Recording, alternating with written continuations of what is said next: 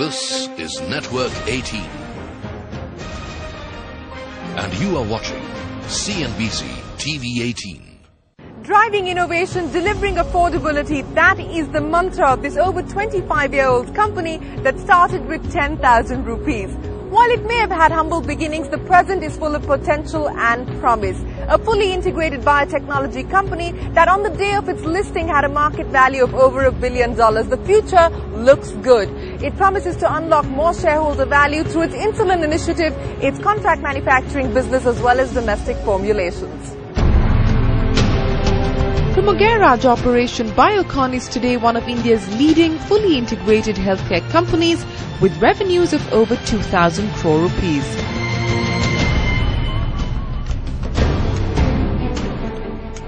While Kiran Mazumdar-Shaw has spent the past 2 decades charting out her corporate destiny, she's also tried to make Biocon a vehicle for change. Being in the business of health gave Kiran a first-hand insight into the failings of India's healthcare system.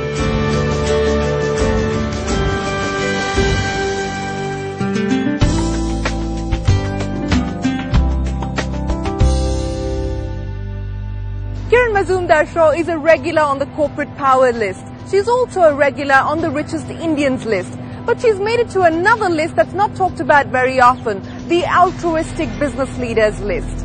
While it does seem to sound pretentious, to put it simply, Kiran believes she has a social responsibility, a responsibility to make a difference to human life.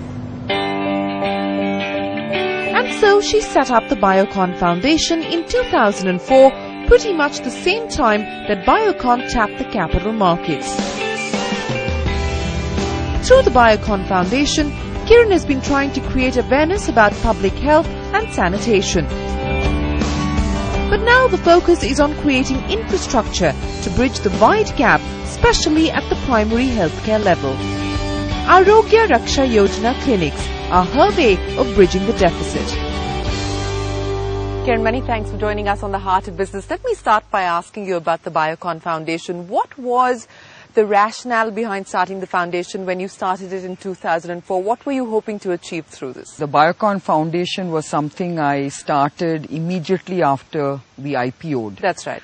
And, to me, I felt that having created wealth, it was very important for me to share this wealth with the community. Was there a clear roadmap? Was there a clear blueprint in terms of what you hope to achieve through the foundation? Well, there was a lot of thinking behind what we were going to do through this foundation. It is a foundation that I have created with my personal wealth. And then Biocon partners me in many, many programs that are relevant and which we feel as a company we should be supporting. So it's not an annual sort of, sum that goes in from Biocon towards the foundation?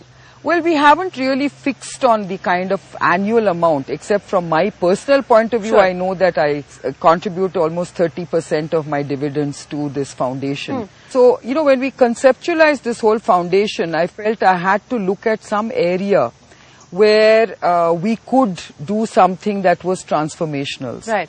And being in the healthcare sector, we felt that, healthcare is one big challenge for this country. How do you actually see corporate social responsibility? Do you think that, it is your responsibility to partner with the state to deliver on things like education, healthcare? Where the state fails, do you think it is your responsibility to pick up? The way I've looked at it is that, business is very mercenary and you've got to balance it with some missionary aspect. Okay. And to me, corporate social responsibility is really getting that balance right. That you've got to make sure that you invest in the community that supports your business. Right. I also believe that having a prosperous community also helps your business. So, it's inclusive growth in the best possible way. Well, you've been around with the Biocon Foundation for about 5 years now. I'm sure you've gone through a self-evaluation exercise in terms of just how effective the foundation has been. What have been the big lessons learned so far? I think whenever you partner with other organizations, it's very important to get complete alignment with the partner.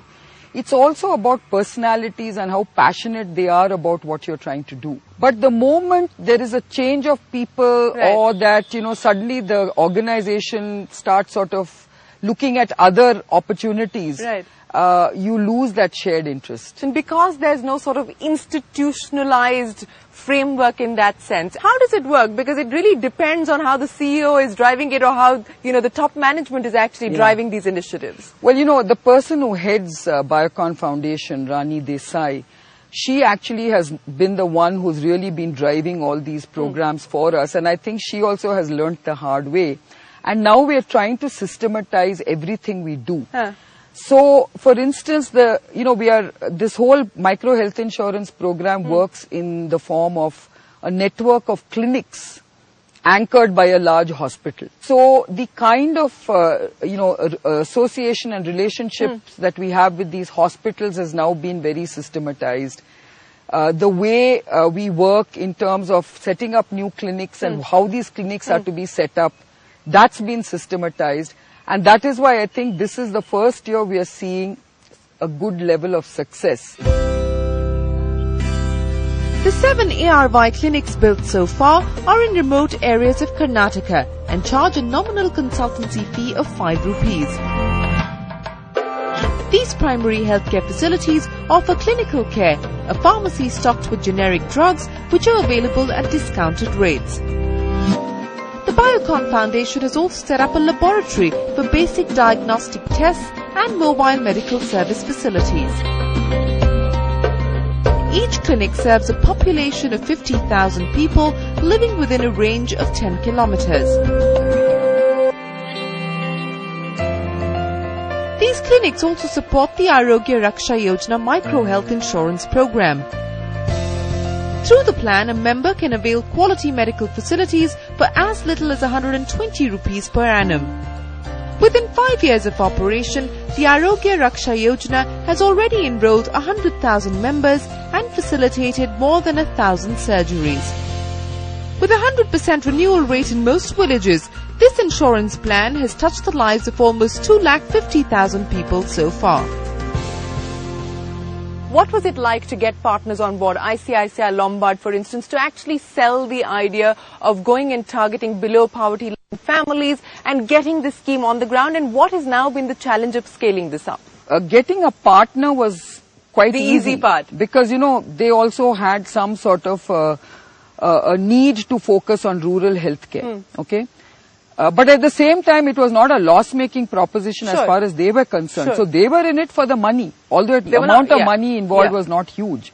And we had a wonderful model, a wonderful experiment that they were willing to partake in. And then, of course, came the challenges of reaching out to the rural populations and getting them to buy into this concept of contributing to an insurance scheme. Because in their minds, it was easy for them to contribute 10 rupees a month. But it was tough for them to contribute 120 rupees at one time.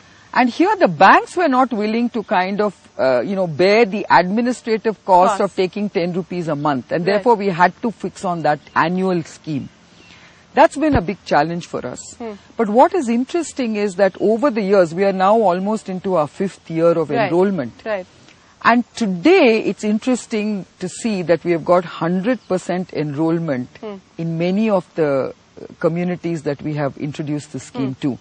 The first 2-3 years were very difficult. The second year, for instance, in fact, was very disappointing because we only got 50% re-enrollment. This year, it's 100%. So it's catching on. People are understanding what this whole scheme is about. Being covered by the ARY Micro Health Insurance Program has been of great benefit to people like Shamla. An abnormality was detected in her heartbeat when she was just 10 at the ARY clinic. Referred to the Narayana Hrudalaya, one of the world's largest cardiac hospitals, Shamla was able to have a life-saving open-heart surgery absolutely free of cost. But is there plans now to take it beyond Bangalore, to move into other states, to sort of do a pan-India operation with this insurance scheme? Well, that is the kind of plan. That is the grand plan. But I think what we needed to, sort of convince ourselves is that the model works. We wanted to learn from all the mistakes we made and then scale it up and take it outside. I think in the first few years, I would say up until 3 years ago,